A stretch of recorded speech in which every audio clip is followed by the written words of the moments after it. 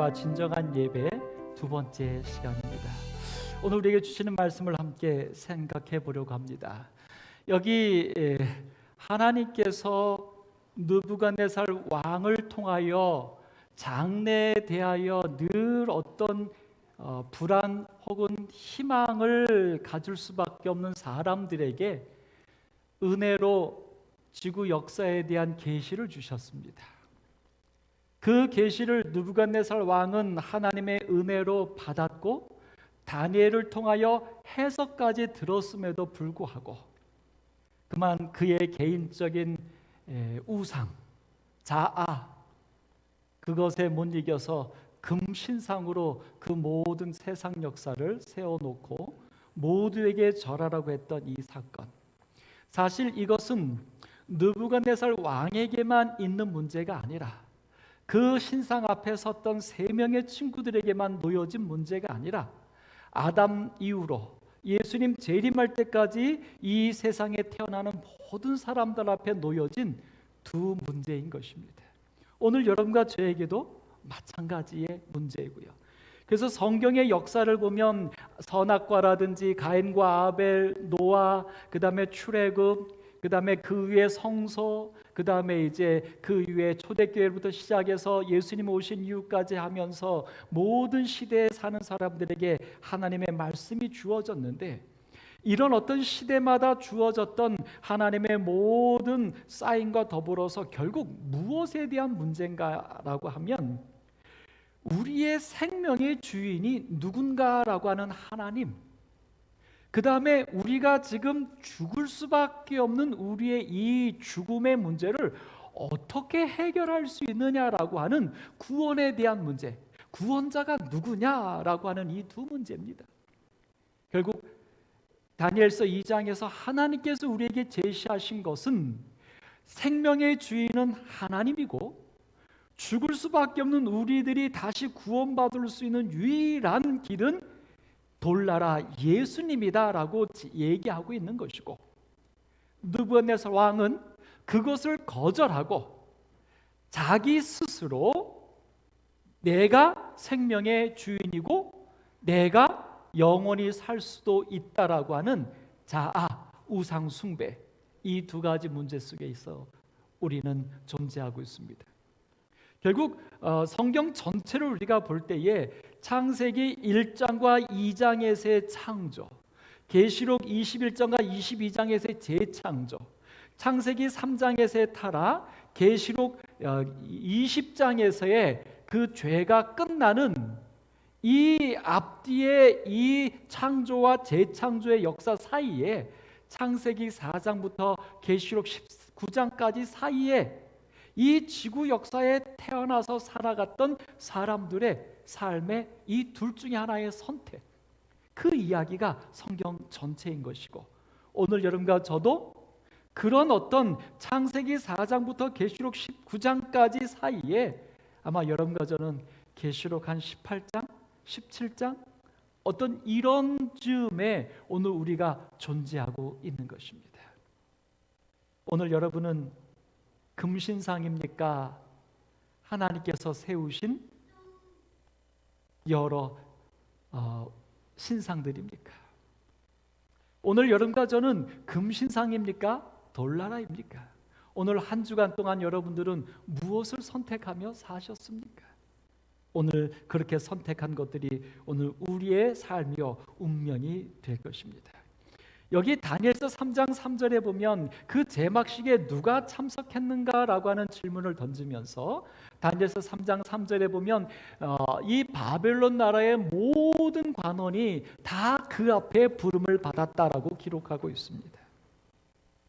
그리고 설명 부분에 보면 금신상은 국교의 대상, 그러니까 바벨론 나라의 주신, 그러니까 나라가 제안하는 종교, 신, 그 신의 대상인 국신의 국가의 신의 위치에 있었다. 그래서 국가의 녹을 먹는 모든 관원들이 부름을 받았고 왕에게 대한 충성과 더불어서 국가에 대한 충성의 서약처럼 절하도록 했다라고 기록하고 있습니다. 근데 여기 맨 밑에 보니까 그러나 세 젊은이도 참석은 했지만 그러나 왕의 수석 고문이었던 다니엘은 뭐라고 표현했습니까? 밑줄 시작. 왕이 허락한 어떤 사유로 불참했다. 솔직하게 여기 왕이 허락했다라고 말했는데 성경에 어디도 왕이 허락했다는 얘기가 없습니다.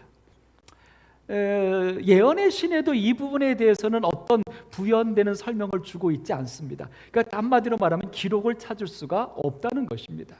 그런데 왜 통신과목에는 왕이 허락했다라고 말을 했냐면, 여러분, 이 금신상이 세워질 때 뭐 하루아침에 뚝딱 금신상이 만들어졌을까요?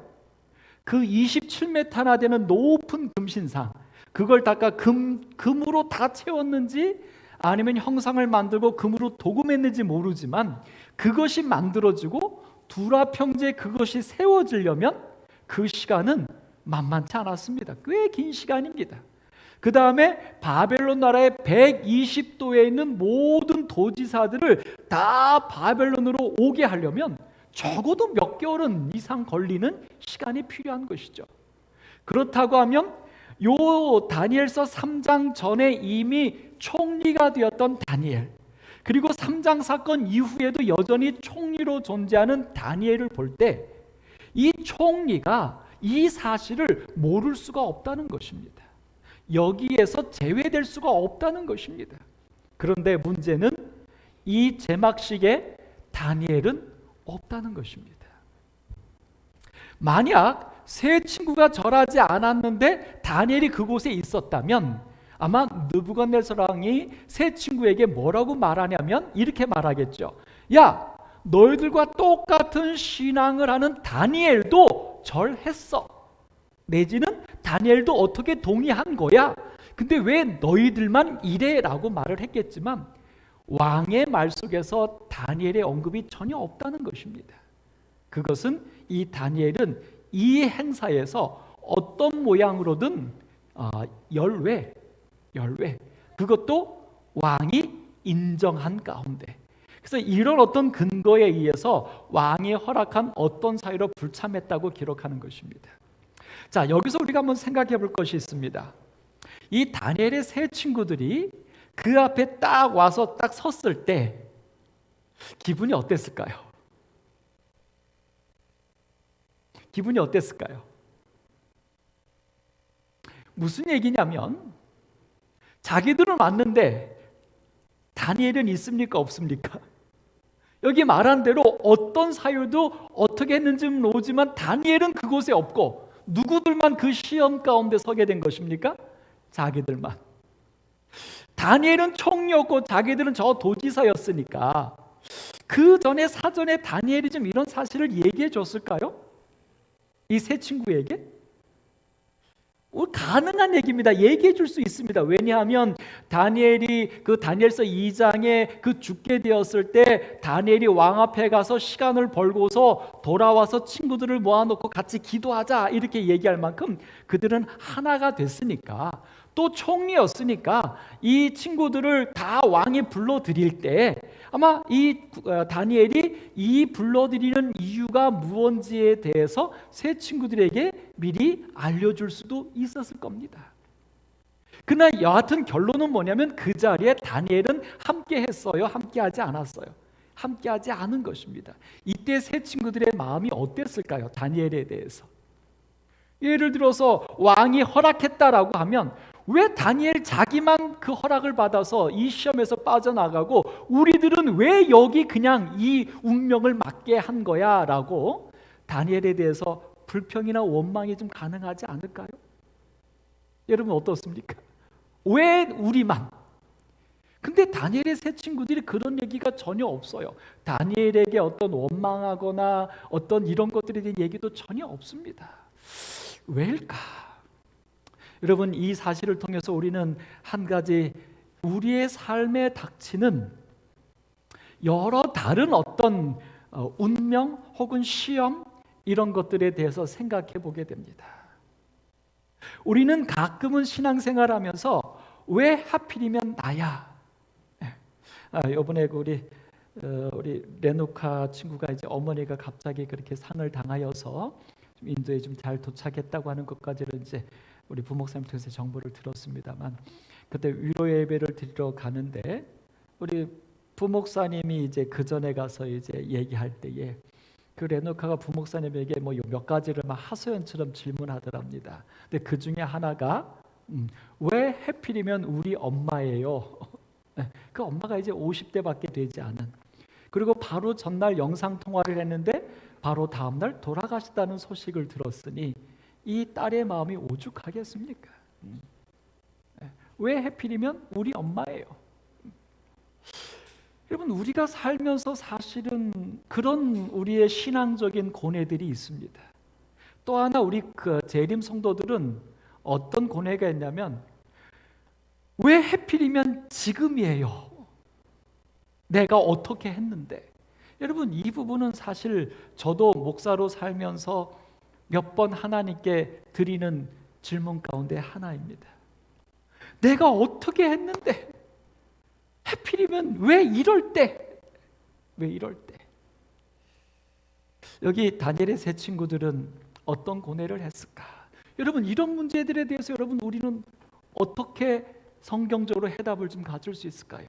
분명한 것은 다니엘이 이 세 친구들에 대해서 사전이든 사후든 뭐라고 말했다, 어떻게 했다는 얘기가 아무것도 성경에 기록되어 있지 않고, 이 다니엘의 세 친구도 왕하고는 주고받은 대화가 기록되어 있지만 다니엘하고는 이 문제로 인하여 어떤 얘기도 기록되어 있지 않다고 하는 사실에 입각하여 우리가 한번 이 부분에 대하여 성경적인 가르침을 좀 생각해 볼 수 있기를 원합니다. 여러분, 무엇이냐면 우리는 한 예를 들어볼 수 있습니다. 예수님께서 부활하신 다음에 승천하시기 전에 이제 바닷가에서 제자들에게 아침 조발을 만들어주면서 그들을 만나고 베드로에게 예수님이 3번에 걸쳐서 내가 나를 사랑하느냐라고 하는 질문을 던지는 장면입니다. 3번에 걸쳐서 예수님이 베드로에게 질문을 던집니다. 베드로가 그곳에 그의 진심을 다하여 내가 주를 사랑하는 줄 주께서 아신다고 대답합니다. 1번, 2번, 3번 질문과 답이 다 끝났어요. 끝났을 때 예수님이 그 베드로의 대답의 진정성과 베드로가 앞으로 이제는 배반하지 않고 그의 고백처럼 하나님을, 예수님을 위하여 순교까지 할 것을 내다보시고 예수님이 그 베드로에게 베드로의 운명을 얘기합니다. 내가 앞으로 어떻게 띠띠고 그렇게 고난을 받을지에 대해서 얘기해요. 여러분, 베드로가 어떻게 합니까? 그 얘기에 대해서 아이고, 제가 그걸 견딜 수 있을까요? 제가 그 시련을 이겨낼 수 있을까요? 두렵습니다. 겁이 납니다. 아니면 좀 피하게 해주세요. 아무 얘기 안 합니다. 베드로가 듣고서 끝납니다.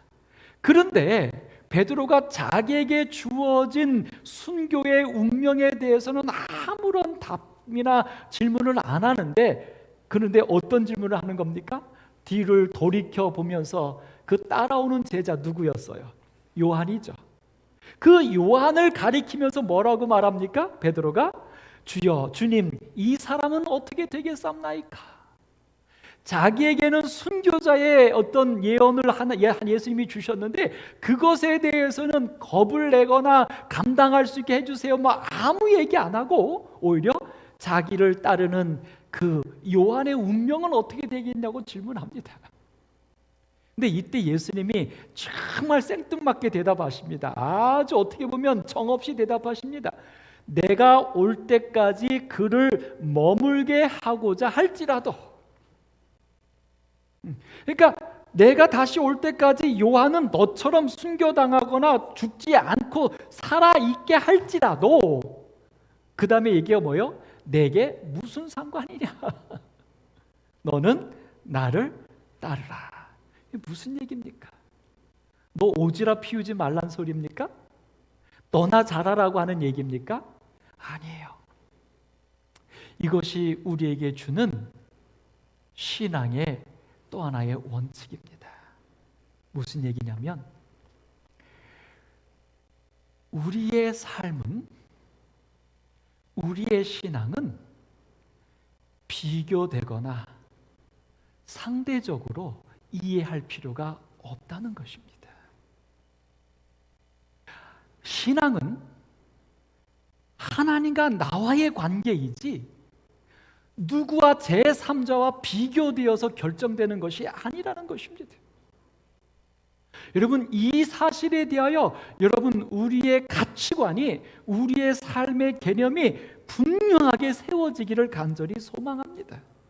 우리가 많은 부분 시험에 들는 이유는 뭐냐면, 아까 말했던 왜 하필이면 우리 엄마입니까? 왜 접니까? 왜 하필이면 지금입니까? 라고 말하는 이 모든 우리를 시험에 들게 하는 이 두 가지는 다 뭐예요? 누군가와 비교하는 것이고, 내가 어떻게 했는데 라고 하는 것과 상황과 비교될 때 이런 시험거리가 생기는 것입니다. 여러분, 절대 아니에요. 다니엘이 그곳에 있든 없든, 다른 말로 말하면 다니엘이 절을 했든 아니면 왕과 어떤 딜을 했든, 그거는 다니엘과 하나님과의 관계예요. 세 친구는 나와 하나님과의 관계입니다. 좀 더 정확하게 들어가면 그 자리에 같이 참석했던 세 명의 친구들도 세 명이 한꺼번에 그들의 신앙이 시험받는 게 아니라 사실은 뭡니까? 그 세 명도 다 각자 자기의 신앙인 것입니다. 자기의 삶인 것입니다. 오늘 사랑하는 성도 여러분, 오늘 여러분과 제가 걷는 신앙에 있어서 여러분, 이 성경의 분명한 원칙들이 오늘 여러분과 저의 신앙의 가치가 되기를 간절히 소망합니다.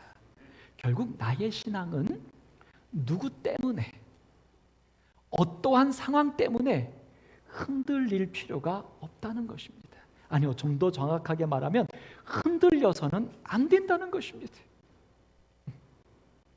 오늘 우리는 우리 각자 나와 하나님과의 관계 속에서 하나님께서 나를 이끄시는 대로 그 하나님께 사랑을 다하여 충성하고 그 하나님의 섭리 속에서 내 삶을, 내 신앙을 살아가는 것, 바로 그것입니다. 그래서 얘기했잖아요. 아버지의 믿음이 아들을 구원하지 못하고 아들의 선행이 아버지를 어떻게 하지 못하는 것입니다. 오늘 여러분과 저의 모습이 다니엘이 있든 없든, 내가 금신상 앞에 서게 됐든 아니면 어떤 이유로 금신상의 시험에서 배제됐든, 그것이 은혜고 축복인 것이 아니라 오늘 내게 주어진 삶 자체 속에서 나와 하나님과의 올바른 관계, 그것이 우리의 삶의 축복이 될 수 있기를 간절히 바랍니다. 여러분, 오늘 이제 이 6번 문제에서 이 신상을 가지고 이야기하는데, 여기 이 다니엘의 세 친구가 그 왕에게 어떻게 보면 조금 예의스럽지 않은 표현을 쓰는 것이 나옵니다. 이렇게 나오죠. 느부갓네살이여, 우리가 이 일에 대하여 왕에게 뭐 할 필요가 없다? 대답할 필요가 없다. 이 얘기는 뭐예요? 야, 너가 질문하고 하는 것은 말도 안 된다. 그거는 내가 말을 섞을 거리도 안 된다. 이런 어떻게 보면 굉장히 좀 비예모적인 말처럼 들립니다. 왜 그랬을까요? 왜 그랬을까요? 여기서 우리는 이 다니엘의 세 친구가 왜 이렇게 말했는지에 대하여 정확하게 이해해야 합니다. 여러분, 사실 우리가 믿는 신앙 진리는 타협할 수 없는 것입니다. 사실입니다. 그러나 그 타협할 수 없다는 것이 혹여 누군가에게 외골수다, 아주 그냥 절벽이다, 말이 통하지 않아 라고 이해가 되어진다면 그것은 옳지 않습니다. 오늘 여기 세 친구가 말한 이것이 여러분 외골수고 말이 통하지 않고 도대체 그런 것일까? 여러분, 사실 이 세 친구가 이렇게 말했던 그 시작이 있습니다. 그 시작은 뭐냐면 느부갓네살 왕이 여기 말하죠. 너희가 만일 절하지 아니하면 즉시 너희를 맹렬히 타는 풀무불 가운데 던져 넣을 것이니 능히 너희를 내 손에서 건져낼 신이 누구이겠느냐. 그러니까 지금 이 왕이 이 세 친구에게 무엇이라고 던졌냐면 던졌냐면 예의 있게 너희들의 생각이 어떠냐를 물은 게 아니라 왕이 지금 그냥 선언해 버린 겁니다. 뭐라고 선언했냐면 신이 누구냐? 어디 있냐? 내 손에서 건져낼 신은 없다. 이미 왕이 무엇을 선언한 것입니까? 단절이에요. 끝이에요. 이것은 너의 생각이 어떠냐를 물은 게 아니라 이렇다라고 말한, 특별히 그 존재가 누굽니까? 세 친구에 대하여 험담하거나 그들에게 뭐라고 말한 게 아니라 누구에 대해서 지금 단정적으로 결론을 내버린 겁니까? 신에 대해서, 하나님에 대해서. 여러분, 이 일 앞에는 우리가 머뭇거리거나 뭐 할 이유가 없는 것입니다. 물론 말과 행동이 도전적이고 예모가 없을 필요까지는 없지만 그것에 대하여 분명하게 우리는 우리의 소신과 우리의 신앙을 우리는 얘기해야 하는 것입니다. 오늘 그래서 여기 세 친구의 이야기도 대답할 필요가 없다고 말은 했지만 실제로 그들이 말한 것은 이거예요. 하나님이 계시다면 능히 건져내시겠다. 그러니까 지금 왕이 내 손에서 건져낼 신이 없다라고 말하니까 그렇게 단정적으로 말하는 것에 대해서 세 친구도 명확하게 말을 하는 거예요. 하나님이 계시다면 왕의 손에서와 풀무불에서도 우리를 능히 건져내 주실 거다라고 분명하게 이야기하는 것이지 왕에게 예모 없게 대드는 이야기가 아닌 것입니다. 여러분, 이 부분에 대하여 하나님께서 오늘 여러분과 저에게 믿음을 주셔서 우리가 살아가는 삶 속에서 이 하나님의 존재에 대한 우리의 믿는 바 신앙에 대해서는 우리가 정말 변명의 여지 없이 분명한 우리의 믿음을 이야기할 수 있는 용기와 담대함이 우리 중에 있게 되기를 간절히 바랍니다. 예. 여러분, 이것은 나중에 더 설명하지만 왜 중요하냐면 여러분, 만약 이 다니엘의 세 친구들이 이렇게 말했던 것은 결국은 여기 교재에서 설명했던 것처럼 이것은 금신상의 제막식에서 엎드려 절하는 문제는 단순한 의식상의 문제가 아니라 느부갓네살이 섬기는 바벨론의 신과 유다의 새 젊은이가 섬기는 하나님과의 대결이 분명해졌다. 결국 이것은 왕에게 신하가 충성하느냐 안 하느냐의 문제가 아니라 왕이 믿는 신과 이 세 친구가 믿는 신, 이 두 신 중에 어떤 신이 진짜냐라고 하는 최후의 선택이라고 하는 것입니다. 오늘 이 선택을 통하여 결론적으로는 이 세 친구들이 분명하게 하나님이 계시다는 사실을 증거할 수 있었다고 하는 것입니다. 여러분, 이제 여기서 한번 좀 생각해 보겠습니다. 예수님의 제자 가룟 유다가 선을 도모하지 않았습니다. 자기의 탐욕으로 예수님을 팔았습니다. 예수님이 가룟 유다에게 단호하게 말씀하셨나요? 이 행동에 대하여 예수님이 아까 그 세 친구들이 말했던 것처럼 이 가룟 유다의 죄를 지적하면서 어떤 심판자적인 얘기를 하셨나요? 아니요. 그 다음에 예수님에게 그 유대의 지도자들이 거짓으로 예수를 고소하고 예수를 참남떼다라고 이렇게 몰아갔습니다. 재판할 때. 이때 예수님이 그것에 대하여 그들의 그 의롭지 못한 것에 대하여 예수님이 뭐라고 하셨나요? 그 다음 또 한 가지 사건이 있죠. 예수님이 십자가에 달리셨을 때에 한편 강도는 예수님에게 신앙을 고백했지만 한편 강도는 예수님을 막 갖은 언어로 모욕을 합니다. 그 모욕하는 한편 강도에게 예수님이 뭐라고 심판했나요? 그 다음 마지막 또 한 가지 사건은 빌라도입니다. 분명히 빌라도가 예수님에게 말했어요. 너에게선 죄가 없다. 근데 왜 너는 아무 말도 안 하느냐? 예수님이 불공평하게 불법을 행하는 빌라도에게 대해서도 예수님은 아무 말씀 안 하셨어요.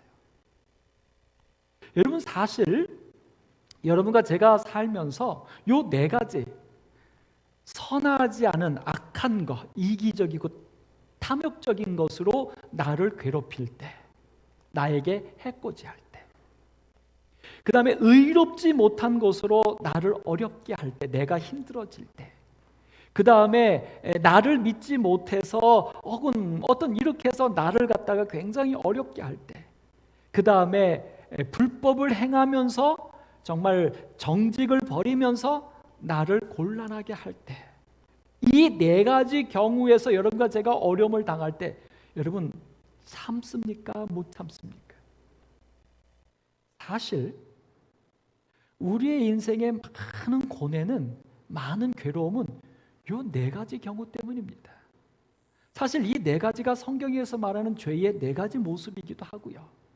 결국 우리는 이 네 가지로 나를 괴롭히는 어떤 사람들, 어떤 상황 때문에 우리는 막 감정이 들고 날고 뛰고 합니다. 근데 여러분, 예수님은 이 네 가지 상황에 대해서도 오히려 이렇게만 하셨어요. 아버지여, 저들을 사하여 주옵소서. 자기들이 하는 것을 알지 못하나이다. 감정이 흔들리지 않으셨어요. 화나지 않으셨어요. 그에게 이 네 가지로 닥치는 그의 인생의 고난들 때문에 불평하거나 원망하거나 하지도 않으셨어요. 근데 우리는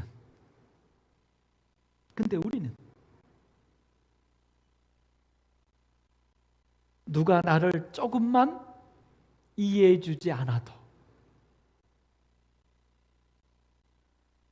누가 나를 조금만 오해해서 험담을 해도 우리의 마음은 편하지 않습니다. 우리의 삶에 내가 원하지 않은 어떤 일이 조금만 발생해도, 그냥 약간의 손해 혹은 약간의 불편함이 생기는 정도만 할지라도, 내가 그런 일을 당할 만한 어떤 실수를 하지 않았다고 생각하는 순간 우리는 감정이 널뛰입니다. 근데 예수님은 그러지 않으셨어요. 오히려 그렇게 하는 사람, 그렇게 된 그 상황들을 향하여 예수님은 오히려 불쌍히 여기고 그들의 구원을 위하여, 용서를 위하여 오히려 기도하셨을 뿐입니다.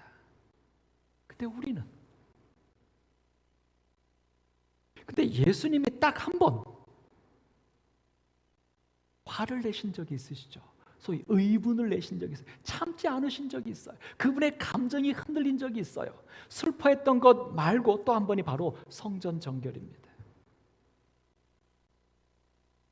내 집을, 기도하는 집을, 하나님의 집을, 아버지의 집을 강도의 구렬로 만드는도다라고 하면서 노끈으로 채찍을 만들어서 뒤집어 엎고 쫓아내셨어요. 이거는 참지 않으셨어요. 그것도 한 번이 아니라 반복해서. 사랑하는 성도 여러분, 여러분과 제가 성도 맞지요? 그리스도인 맞지요? 하늘 가는 백성 맞지요? 근데 왜 우리는 아직도 그저 이 땅에서 조금 불편하거나 그냥 조금 내가 망가질 뿐인 저 네 가지 것들로 인하여 우리의 감정이 하늘과 지옥을 왔다 갔다 합니까? 왜 우리는 이런 것들의 노예처럼 됩니까? 오늘 우리가 누구인지, 나는 무엇을 추구하며 사는 사람인지, 오늘 우리의 감정마저도, 우리의 희노애락마저도 정말 예수님처럼 하나님의 것이 되기를 간절히 바랍니다.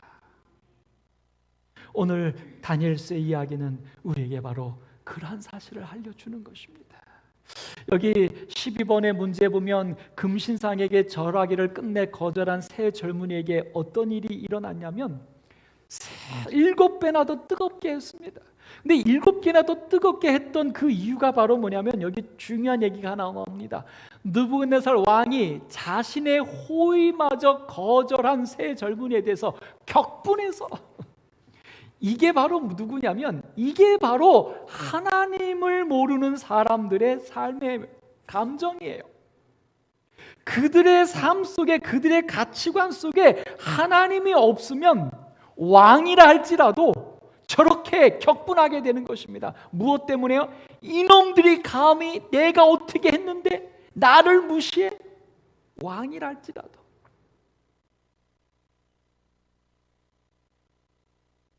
여러분, 오늘 여러분과 저의 감정은 어디에 의하여 움직이십니까? 기도하십시다. 정말 기도하십시다. 우리의 가치관이, 우리의 감정이 하나님의 것이 되기를 기도하십시다. 자, 이제 이런 것 속에서 13번의 문제 보면, 근데 그렇게 해서 분노하여서, 격분하여서 7배나 뜨겁게 하고 그 새 친구를 집어넣는데 그 안에 어떤 일이 벌어졌냐면, 던져졌던 군인들이 죽은 것은 또 큰 일이지만 그것보다 더 놀라운 일은 그 안에 넷째 모양은 신들의 아들과 같도다. 던져진 것은 3명인데 그 중에 한 존재가 함께 있는 것입니다. 여기 신들의 아들, 참 멋있는 표현이죠. 네. 그래서 이 모습을 보고 이 느부갓네살 왕이 지극히 높으신 하나님의 종 사드락, 메삭, 아벳느고야, 방금 전에는 뭐라고 말했어요? 격분하여서 그 셋을 집어 던졌던 왕이 금방 집어 던지자마자 금방 뭐라고 말해요? 지극히 높으신 하나님의 종이라고 말합니다. 여러분, 이 느부갓네살 왕이 어떻습니까? 왕답습니까? 참 찌질합니까? 여러분, 어떻게 생각하세요? 이 느부갓네살 왕의 이 말의 표현의 변화들 보십시오. 어떻게 생각하십니까? 근데 여러분, 제가 보니까요, 느부갓네살 왕이 이렇게 단순하고 순진했기 때문에 하나님께서 그를 구원하실 수 있었던 것이라고 생각합니다. 그는 교만하지는 않았던 것 같아요. 고집불통은 아니었던 것 같아요. 그의 눈에 보이는 대로, 그가 경험하는 대로 그것을 받아들일 줄 아는 열린 마음을 갖고 있었던 사람이라고 생각합니다. 근데 어떤 면에서 보면 누가 참 어렵냐면, 자기가 지금까지 가지고 왔던 가치관, 살아왔던 삶, 내가 옳다고 확신해왔던 이런 것들에서 이렇게 벗어나기, 변화하기 참 어려운 어떤 성향의 분들, 이게 이제 마음 문을 두드리시는데 열지 못하면, 이 느부갓네살 왕의 이 모습은 참 비굴한 모습이 아니라 참 그의 마음의 부드러움을 우리는 확인해 볼 수 있습니다. 자, 이렇게 해서 그 안에 있는 분이 누구라고 성경 말합니까? 이 세상에 오시기 전에 누구라고요? 예수 그리스도의 모습이다. 아멘. 아멘. 여러분, 이 세상에 오시기 전에 예수 그리스도의 모습이 신의 아들 같은 모습으로 이미 내려왔습니다. 여러분, 이 사실을 통해서 여러분과 제가 한 가지 좀 확신을 가질 수 있는 것이 없을까요? 이제 여러분과 저는 무엇을 기다리는 자들입니까? 신의 아들과 같은 예수 그리스도, 인간으로 오신 신의 아들의 모습을 우리는 보았지 않습니까? 이제 우리는 어떤 예수를 보아야 할 사람들입니까? 재림하시는 예수. 여러분 삶에 신의 아들의 모습은 우리가 보고 믿는, 우리는 신약시대의 사람들이니까 이제 재림하시는 왕 예수의 모습을 우리는 앞으로 볼 건데, 여러분, 앞으로 보아야 합니까? 오늘 이 말씀대로 하면 재림하시기 전에 오늘 우리의 삶에서 재림하시는 예수를 볼 수 있을까요? 아멘. 우리가 꼭 보시게 되길 간절히 바랍니다. 여러분 삶에서 재림하시는 예수, 여러분 재림은 왜 하는 거예요? 우리를 구원하는 겁니다. 그러니까 여러분 내 삶에서 여러분을 구원하는 재림하는 예수를 우리의 삶에서 경험하시게 되기를 간절히 바랍니다. 나를 위해서 돌아가신 예수, 나를 구원해 주실 수 있는 예수가 아니라 이제 오늘 여러분과 저에게 필요한 예수는 누구냐면 매 삶의 순간 속에서 오늘 이야기로 가면 우리의 감정이 막 널뛰고 막 이렇게 하는 이 죄에 노예된 이런 삶 속에서 우리의 감정을 구원해 주시는 예수. 내가 화날 수밖에 없는 상황인데도 그 예수를 생각함으로 그 예수가 재림하시는 구원자 예수가 내 감정을 잔잔케 해주시는 그 구원의 경험. 내가 슬플 수밖에 없는데 그 예수님을 탁 우리 마음 가운데 떠오름으로 말미암아 내 슬픔이 기쁨이 되는 그 구원자 예수를 오늘 우리의 삶에서 꼭 경험하실 수 있게 되기를 간절히 바랍니다. 우리 오남교회가 감사노트 돌리고 있지요. 그 감사노트가 바로 무엇을 얘기하는 거냐면 재림하실 예수가 아니라 이미 나를 구원하신 예수를 내 삶에서 찾는 것입니다. 오늘 여러분과 저의 삶에 구원자 예수가 우리의 삶에서 매 순간 경험되어지기를 간절히 바랍니다. 자, 이제 이렇게 신의 아들을 보고 나와라 라고 말했더니 이제 새 친구가 나옵니다. 그 나온 모습을 보고 느부갓네살 왕이 뭐라고 말해요? 사드락과 메삭과 아벳느고의 하나님을 찬송할지로다. 여러분 이 장면을 좀 상상해 보셨습니까? 그냥 스토리가 전개되니까 아 그런가 보다 하지만 지금 여러분 장면 보십시오. 이 풀무불이 어디에 만들어졌습니까? 이 풀무불이 지금 어디에 만들어졌어요? 신할 평지에. 지금 저 앞에는 뭐가 세워져 있습니까? 그 금신상이 세워져 있고요. 거기에 절했던 그 사람들이 다 지금 거기 있는 겁니다. 거기 있는데 누가 절하지 않은 거예요? 새 친구가 절하지 않아가지고 그 절하는 제막식이 지금 스톱된 겁니다. 왜냐하면 여러분 보십시오. 모든 관원들이 있는데 3명의 관원들이 절하지 않아요. 그 모습은 왕에 대한 반역입니다. 이 반역한 모습을 보고 다른 관원들이 흩어지면 이 반역의 불씨가 어떻게 커질지 몰라요.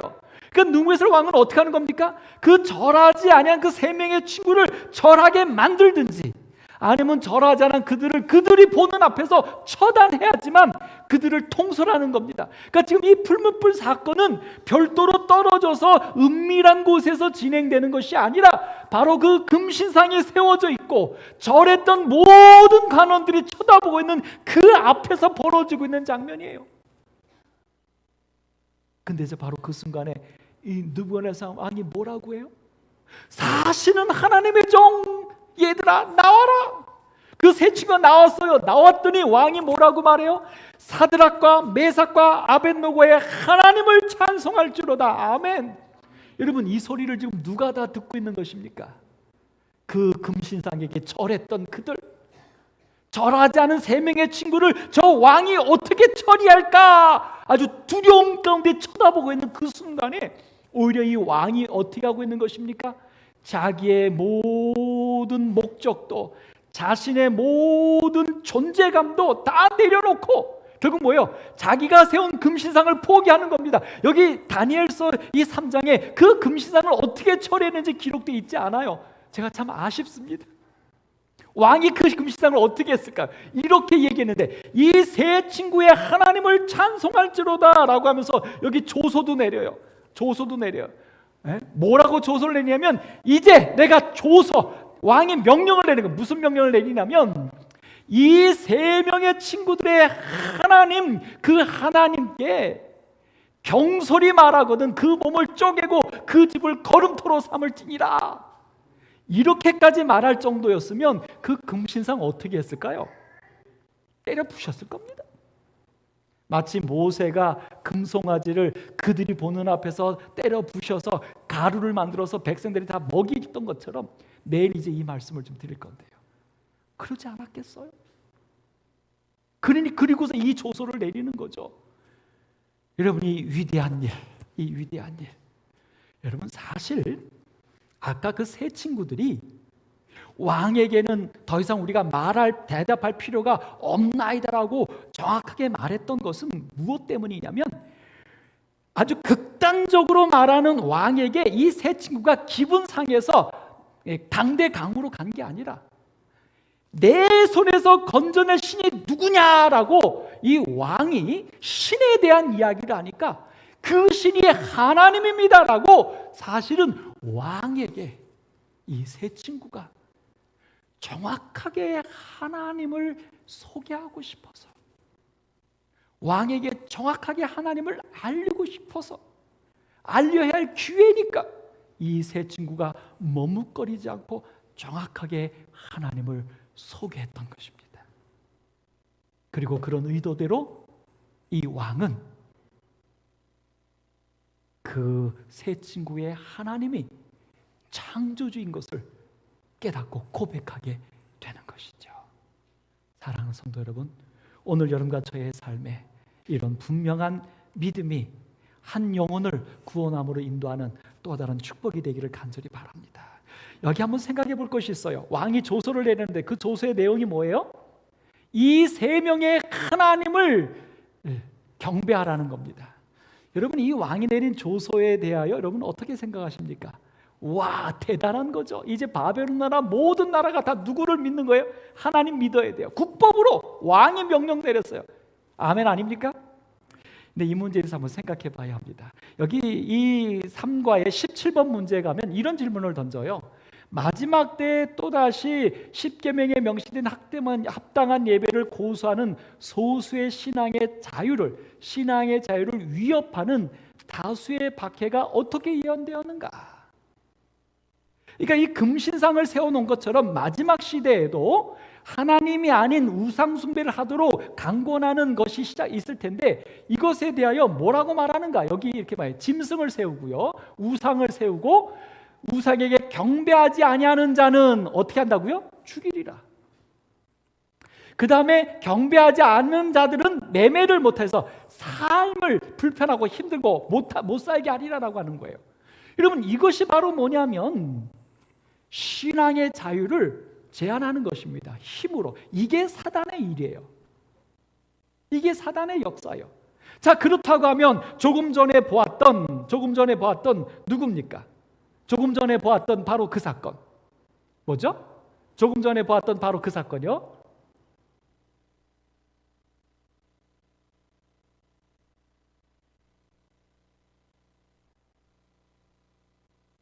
예. 여기 왕이 내린 조서는 그러면 문제가 없냐는 것입니까? 하나님을 믿으라고 하는 명령을 내렸으니까 이거는 괜찮은 겁니까? 여러분, 이 문제에 대해 우리가 한번 좀 생각해 보고자 하는 것입니다. 자, 오늘 여러분 이런 기사가 하나 있습니다.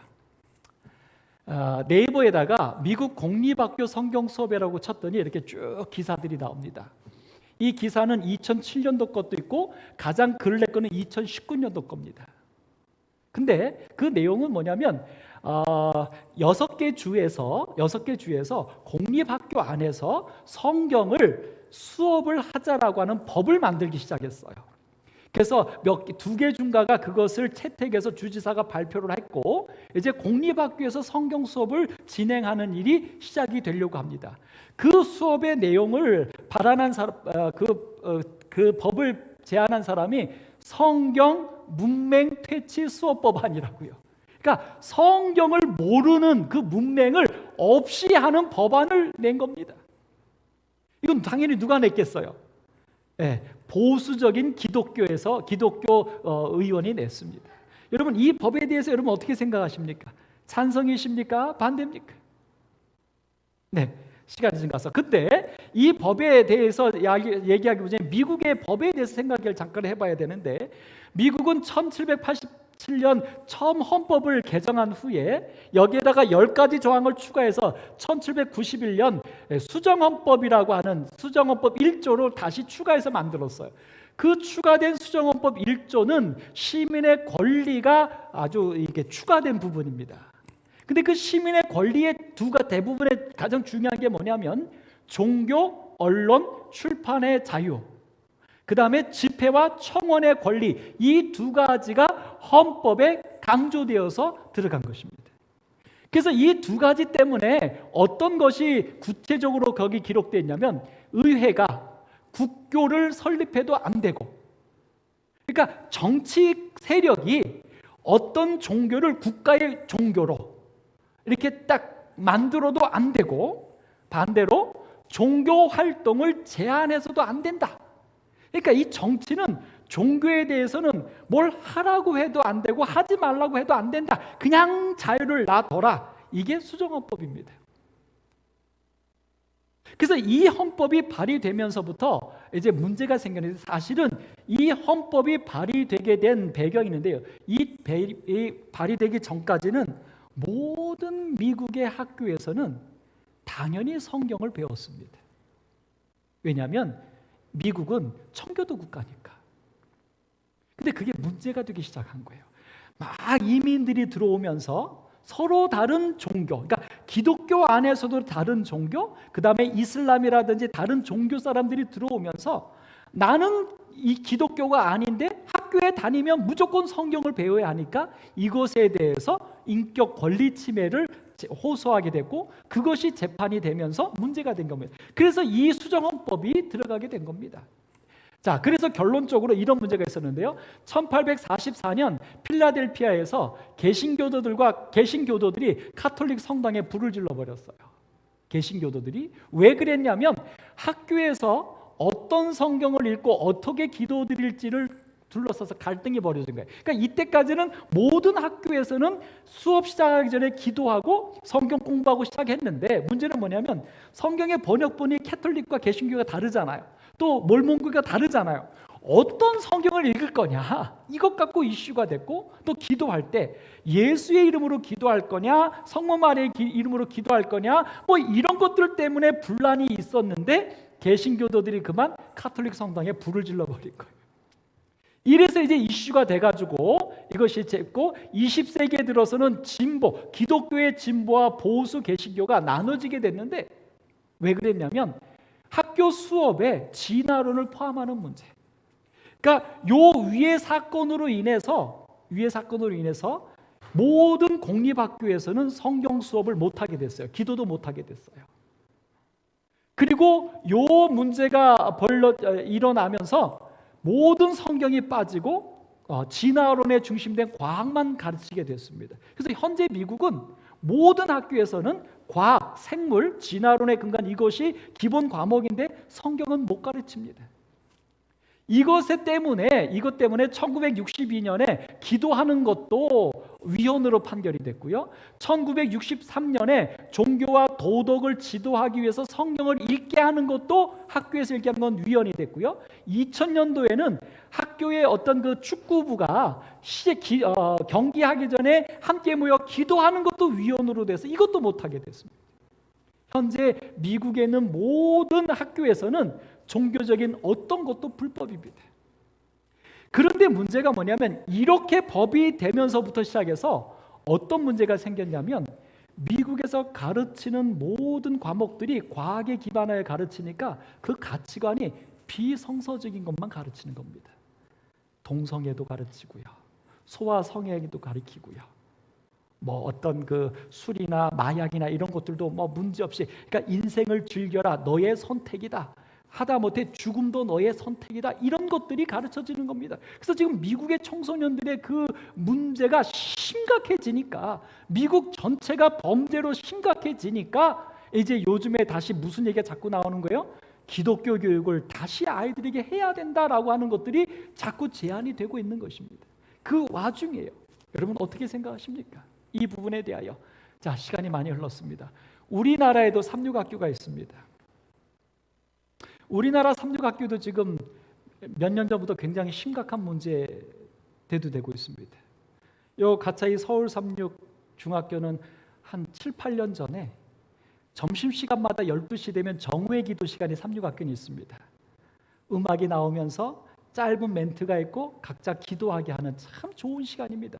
근데 서울 삼육중학교가 한 7, 8년인가 10년 전에 그것이 제소가 돼가지고 기독교 교육 강요하는 것으로 제소가 돼가지고 교육청에서 감사가 나오고 해서 서울 삼육중학교에서는 그때 이후로 정오의 기도 못합니다. 못하고 대신 명상의 시간이라고 음악 틀어놓고 좋은 글 하나 읽어주고 끝납니다. 기도도 못합니다. 예배는 둘째치고요. 성경 수업도 선택입니다. 여러분, 근데 이게요, 거기만 끝난 게 아니라요. 지금 모든 삼육 초중고 대학교에 국가에서 성경 수업을 빼도록 강요하고 있습니다. 현재는 하고 있는데요. 솔직하게 말하면 그것도 법적으로는요, 선택해서 하는 것으로 서류는 다 만들고 있습니다. 성경과 무엇과 무엇이 있는데 이 중에서 학생들이 선택을 하라고 했더니 성경을 선택해서 가르친다. 이렇게 서류를 다 만들면서 하고 있어요. 안 된다는 겁니다. 여러분, 삼육학교에서 성경을 가르치고 기도하고 예배드리는 게 안 된다는 것입니다. 현재 우리나라에서. 이게 무슨 문제인 줄 아십니까? 여러분, 여기 또 한 가지, 여러분 가정에서는 어떻습니까? 재림신도의 가정에서 예배드리고 아이한테 교회 가자라고 말하는 거, 여러분 아직 자연스럽죠? 이제 못할 겁니다. 부모라 할지라도 자녀에게 신앙을 강요하면 법적으로 걸리게 됩니다. 지금 현재 시작된 건 이거죠. 제가 저번에도 말씀드렸지만 우리 지호가 초등학교 1학년 입학했는데 입학했을 때 선생님이 아이에게 가르쳤대요. 첫 번째 뭘 가르쳤냐면 엄마나 아빠가 너희들 때리니? 혼내니? 맞니? 그거 불법이야, 죄야.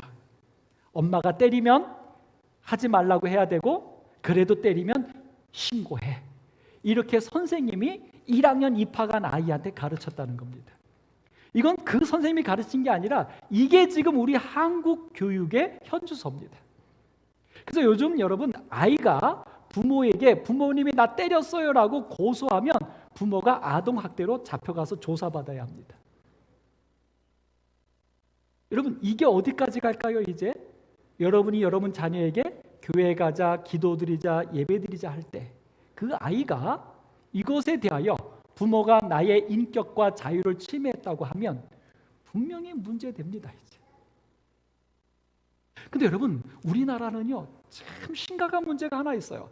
여러분, 지금 미국에서 있는 이 문제는 바로 뭐냐면, 여기 잘 보십시오. 이 문제 핵심은요, 미국 공립학교에서 성경 수업하는 것이 문제입니다. 그럼 공립 말고 뭐가 있습니까? 사립이 있죠. 미국의 사립은요, 무엇을 가르치든 국가가 관여하지 않습니다. 왜냐하면 사립이라고 하는 것은요, 분명한 목적을 가지고 그 목적 속에서 학교를 세웠기 때문에 그 목적에 따라서 가르치는 것에 대해서 국가가 좌우하지 않습니다. 공립만 그래요. 국가가 가르치는 학교만 개인적인 어떤 사견들을 가르치지 못하게 하는 거고요. 사립들에 대해서는 철저하게 인정해 줍니다. 그러니까 어떻게? 근데 그 사립은 누가 갑니까? 그 학교의 가치관과 그 교육을 받고자 원하는 사람이 가서 자기가 선택했기 때문에 그 권리를 또 인정해 주는 거예요. 근데 우리나라는 삼육학교도요, 뭐라고 하는 거예요? 사립이야? 무슨 개뿔? 국가가 하라는 대로 해? 국가 말 안 들어? 그럼 니네 문 닫아. 이게 한국이에요. 근데 문 닫아라고 하기 전에 한마디 더 하죠. 우리 말 안 들어? 그럼 니네 마음대로 해. 대신 니네들이 알아서 살아. 무슨 얘기냐면, 학교 하나가 움직이려면 선생님들이고 학교 운영비가 1년에 한 20억 든답니다. 근데 요즘 중학교까지 다 무상교육이잖아요. 국가가 다 대주는 거예요. 그러니까 우리 지금 삼육학교들도, 초등학교가 왜 우리 삼육초등학교가 비싸냐면 국가의 지원을 안 받고 아이들 학비로만 학교를 운영하니까 학비가 비싼데, 중학교, 고등학교는 다 국가의 지원을 받습니다. 그래서 아이들이 돈을 안 내고 다녀요. 그러니까 국가의 지원을 받아서 운영하려면 우리 말 들어, 이게 지금 국가 얘기예요. 근데 현재 우리 삼육 중고등학교는 국가의 도움을 받지 않으면 지금 초등학교들처럼 학비를 막 몇백만 원씩 받아야 되는데, 그러면 우리 아이들이 삼육 중고등학교 다닐 수 있을까요? 사실은 딜레마입니다. 여러분, 그러나 중요한 것 하나, 우리 재림교회도 이 법안이 제안됐을 때 우리 재림교회 대총회는 어떻게 했을까요? 찬성했을까요? 반대했을까요? 반대했습니다. 지금도 반대하고 있습니다. 이유는 하나입니다. 신앙은 개인의 자유와 선택이라는 것입니다. 이것이 무너지면, 신앙이 법제화되기 시작하면 여러분과 제가 염려하는 일요일 휴업령도 이렇게 내려져 오기 때문에 그렇습니다. 여러분, 이 사실로 인하여 여러분과 제가 분명히 알아야 할 것이 있습니다. 그렇다면 오늘 우리는 우리의 학교에서, 우리의 가정에서 어떻게 아이들에게 신앙을 가르쳐야 할까요? 오늘 제가 드리고 싶은 핵심이 바로 이것입니다. 부모의 권위로? 아니면 전통으로? 아니요. 그것은 절대 복음이 되지 않습니다. 우리 교회도 마찬가지입니다. 그래서 여러분, 이 15번 문제에 보면 이 마지막 때에 우리에게 창조주 하나님께 대한 예배에 대해서 기별이 주어진다고 그러는데, 그 기별을 뭐라면 영원한 복음이라고 말했어요. 이 영원하다고 하는 말은 무엇이냐면, 이건 절대 강제되지 않는, 법제화되지 않는, 이것은 영원한, 완전한 거예요. 완벽한 거예요. 오늘 여러분과 저의 교회에서도, 우리의 가정에서도, 우리의 학교에서도 우리가 누군가에게 하나님의 창조주고 예수가 구원자라고 하는 이 사실은 완전해야 돼요. 완벽해야 돼요. 그 영원하다는 게 무언가? 바로 그것은 이 뒤에 나오는 거예요. 하나님의 안식일을 만드신 목적이 뭡니까? 기억하여 거룩히 하라고 했어요. 복되게 하고 거룩하라고 했어요. 이것이 안식일입니다. 다른 말로 말하면 이것이 하나님이에요. 이것이 신앙이에요. 그러니까 오늘 여러분과 저의 신앙은 전통이나 권력이나 제도를 통하여 배우는 게 아니라 영원한, 완전한, 다시 말해서 우리를 복되게 하고 우리를 거룩하게 하는 복음이기 때문에 우리가 선택할 수 있어야 한다는 것입니다. 그러므로 오늘 여러분의 가정에서도 부모의 권위로, 부모의 사랑으로, 얘들아 교회 가자, 얘들아 기도하자, 얘들아 그런 거 하지 마라, 여러분, 절대 안 됩니다. 그것은 절대 복음이 될 수도 없습니다. 여러분이 자녀에게 하나님이 창조주이시고 예수가 구주인 것이 여러분의 삶 속에서 영원한 거룩하게 하는 복음이 될 때, 그 복음을 보는 아이들이 나도 엄마가 다니는, 엄마가 믿는 그 하나님, 나도 그 하나님을 믿고 싶어지는 것. 우리의 가정에서도, 우리 교회의 선교도, 우리 교회 신앙도 마찬가지입니다. 하나님은 법이 아닙니다. 하나님은 강제가 아닙니다. 하나님은 사랑이십니다. 사랑이 오늘 우리를 감동하게 하시는 것입니다. 오늘 여러분과 저의 신앙도 분명하게 복이 되게 하고 거룩하게 되는 영원한 신앙이, 그분이 하나님이시고 그분이 예수이시기를 간절히 소망합니다. 이제 말씀을 정리하면서 마지막 18번 문제, 계시록 12장 17절, 그 다음에 계시록 14장 12절, 누가복음 12장 32절을 통하여 우리에게 말합니다. 하나님의 계명을 지키며 예수의 증거를 가진 것은 법이기 때문이 아닙니다. 진리이기 때문이 아닙니다. 좀 더 말하면 그것은 우리에게 영원한 복음이기 때문에 그렇습니다. 그것이 남은 자손입니다. 그래서 누가복음 12장 32절에 말해요. 적은 무리여. 왜 적다고 말했을까요? 하나님이 모든 사람을 구원하고자 하는 하나님의 구원의 개념에서는 99마리의 양도 적은 것입니다. 한 마리가 없으니까. 아멘. 또 한 가지, 왜 적을까요? 하나님에 대한 신앙은 지식이 아니라, 이론이 아니라 뭐여야 됩니까? 영원한 복음이 되어야 돼요. 내 삶이 되어야 해요. 오늘 여러분과 제가 그 그리스도의 복음이 우리의 삶이 되는 남은 자손, 오늘 여러분과 되기를 바라면서 말씀을 마치겠습니다. 기도합니다. 하나님, 금신상입니까? 돌나라입니까? 우리의 생명이 누구의 것이고, 우리의 죽음이 어떻게 해결이 되고, 우리의 행복이 과연 어디서 오며 그 행복이 무엇입니까? 하나님, 오늘 저희들을 사랑해 주셔서 창조주 하나님을 우리의 삶에서 꼭 경험하게 하여 주시고 구원자 예수를 우리의 삶에서 꼭 체험하게 하여 주옵소서. 재림하시는 예수를 고대하며 사는 것이 아니라 우리의 매 삶에서 나를 구원해 주시는 예수님과 함께 살다가 예수님 재림하실 때 함께 하늘에 올라가는 하나님의 백성 되게 하여 주옵소서. 예수님의 이름으로 기도드립니다.